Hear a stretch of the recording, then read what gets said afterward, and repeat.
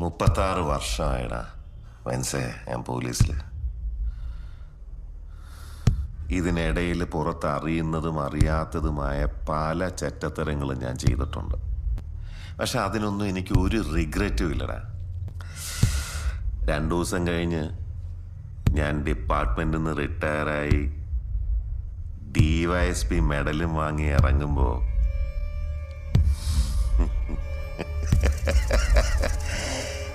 George sir പഴയ George sir തന്നെയാണ്.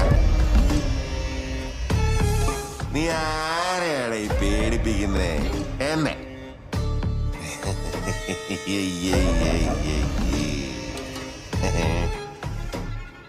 നിന്നെ കാണാൻ ജോർജ് സാർ ഇവിടെ വന്നിട്ടുണ്ട്.